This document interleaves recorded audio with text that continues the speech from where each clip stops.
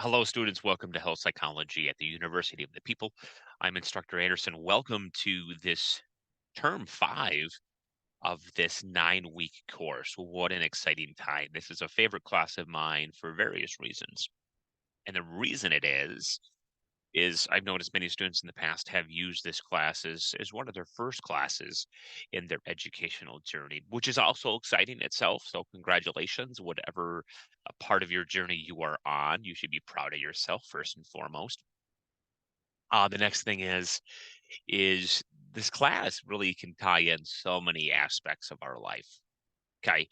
And I'm going to go over some of the basics. So this is just an introductory video. I will each week have a lecture video, right, to coincide with what you're reading, maybe some supplemental materials. And so it's important that you walk through this video at your leisure. You can pause the video. Of course, this is an asynchronous course, meaning that you don't have to have a live session that you have to be on, but I will have some opportunities for you to check in with me live for just some class discussion. That is optional. That is not required. And here we go. I'm going to share a PowerPoint here with you, kind of going over some of the key pieces of of of health psychology. All right. So welcome to health psychology. Just a little bit about my educational background. My master's is in psychology. My undergrad is in healthy child development and also a master's in school counseling. That is what I do during the school year. During my regular, I guess you could say regular career, I do school counseling. Some of the previous courses I have taught is health psychology, emotional intelligence, social psychology. I do have had some teaching background, and some of the things that I get involved with are some various committees. The one right here is called NAMI, which is called the National Alliance of Mental Illness. And so that biggest thing is the biggest thing about NAMI is really the promotion, the education, the advocacy work with mental health and the use of psychology. So here's my communication pieces that I will emphasize that communication is key. If you are unable to get an assignment in on time, please reach out, preferably uh, not within an hour of the deadline. You should be communicating out um, as soon as you can. And I realize everybody is in various parts of the world. Um, and to me, that's the beauty of this class is I get a chance to really um, build my cultural competency, but to communicate out. And everybody has various situations. I'm here in the United States, specifically in the North, the Midwest, where it gets really cold much of the year. It's summertime now, but we don't have much of a summer. It's short. But anyways, um, I realize things happen in life. Things happen in your communities, your villages, your areas of living. Please reach out to me. I'm quite flexible. The biggest thing is I will do everything and that I can to help you through those situations. And if you have questions or concerns, I encourage that as well.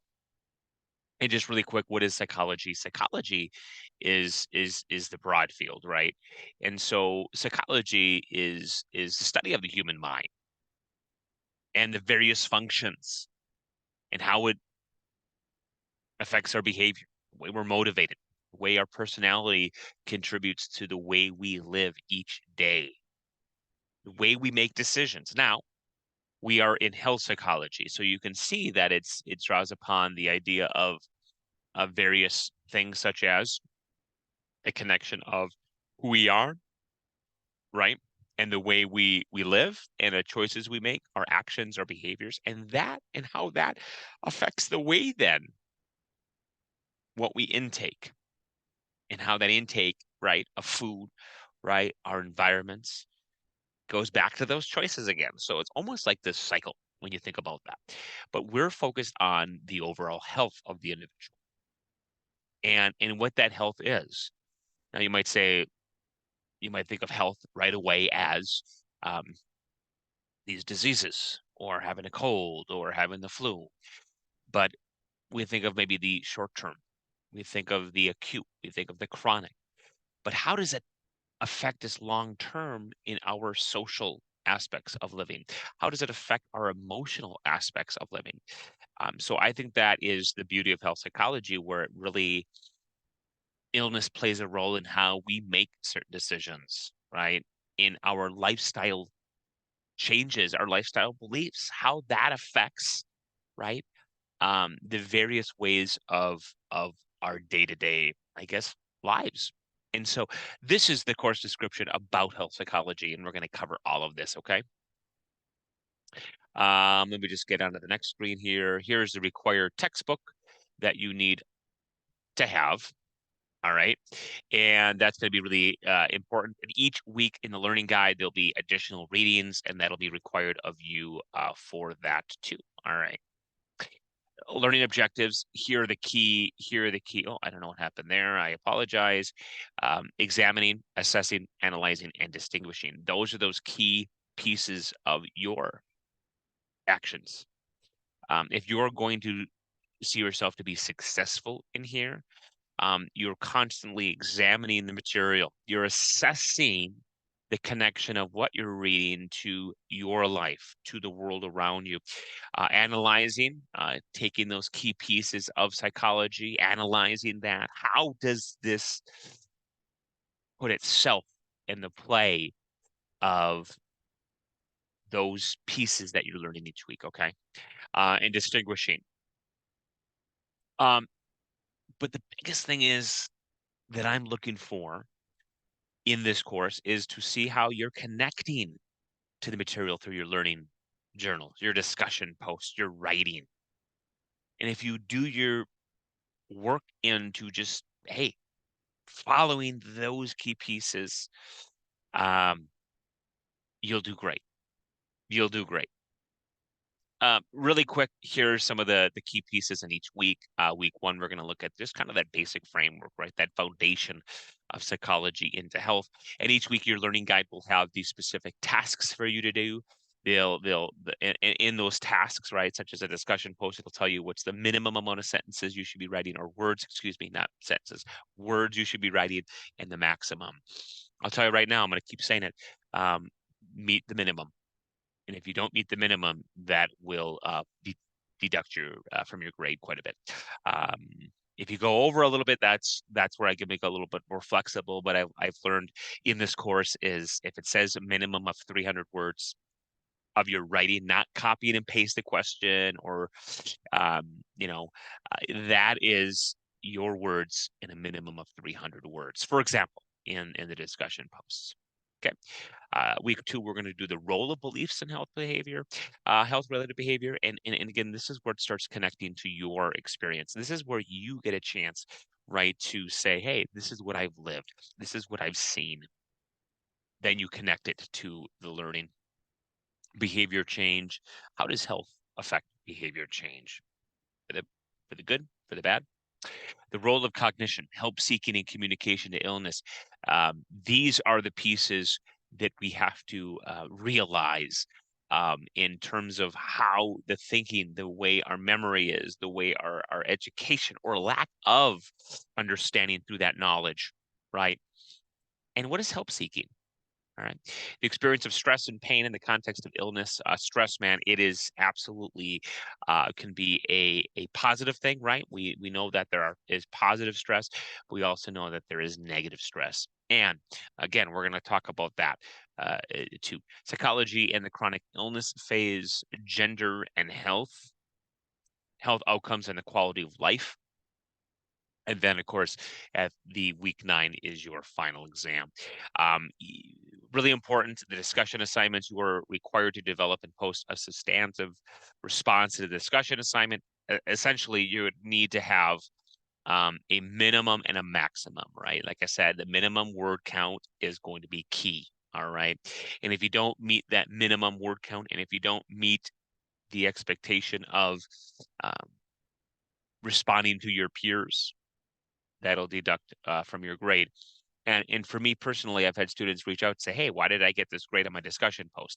And I said, well, you didn't respond at least in a few sentences, right, to your peers, and that's why you deducted you those points, and that adds up. Now, the first week you might, say, for example, you don't, you get a poor grade. Now you can catch up, but at the same time, you have to realize every week is going to be crucial. You know why? Because in 9 weeks, that's only a 9 week course, right? And it goes by pretty quickly. All right, so um, if you're not used to this in the past, you have rated your peers in the past each week, but it is somewhat new where in units 1 through 4 in the discussion posts, I will be rating them. I will be reading through them. I do read it posts every week, but that'll be something that through this unit, you will be required to do every week, and so that'll be really important. Okay.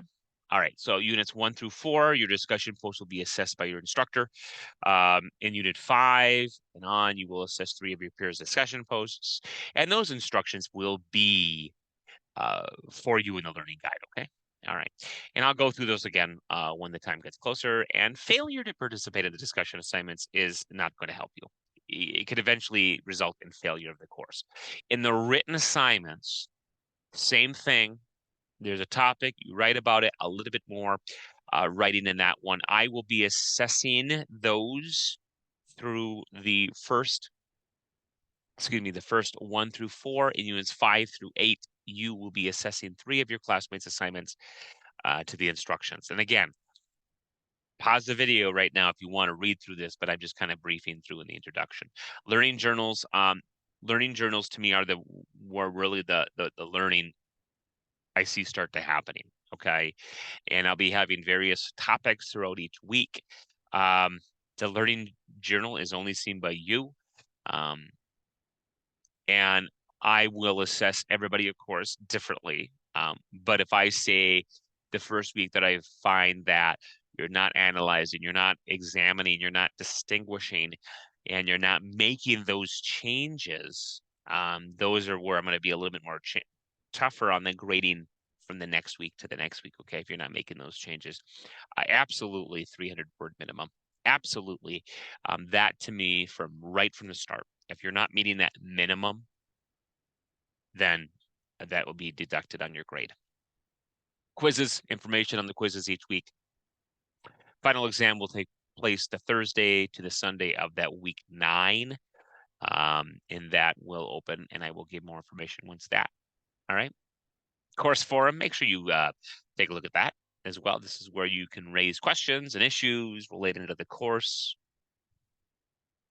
Here are some of the things we look at in terms of the components, in terms of grading, the number of items, the percentage. You can see where much of it's balanced. Yep, much of it's balanced, but those learning journals are going to count for most. And that's why I say those learning journals are key. Participation, of course, this is what participation means. Challenge your classmates in the discussion posts. Be respectful. All right. If something's going to be late, if you're not sure of something, ask. I cannot emphasize it enough. And don't ask in the forum. Don't ask, contact me personally if you can. All right. Integrity, academic honesty. I cannot emphasize enough. I will find out if you plagiarize. I've had students not understand what plagiarism is. I will post information about that.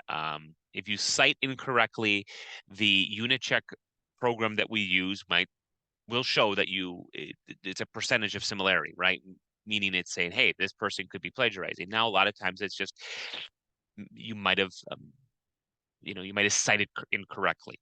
That's fine. It's one thing, but if you just copy and paste, I will find out about that. You will get an automatic 0. That's not going to be made up. I kind of determine based on what I feel like, okay, this person really wasn't plagiarized and they just were citing incorrectly and they didn't realize how to cite incorrectly. And those are things we're going to look at. Code of conduct, conduct yourself in the way that you feel is best to represent you, all right, as college students. You're all adults, all right? Questions, advice, engage, communicate, read, integrity, be honest, engage, question, do your own further research, share information, share perspective. That's the beauty of the class. All right. So that is all I have, my friends. Looking forward to this class. All right, take care. Bye bye.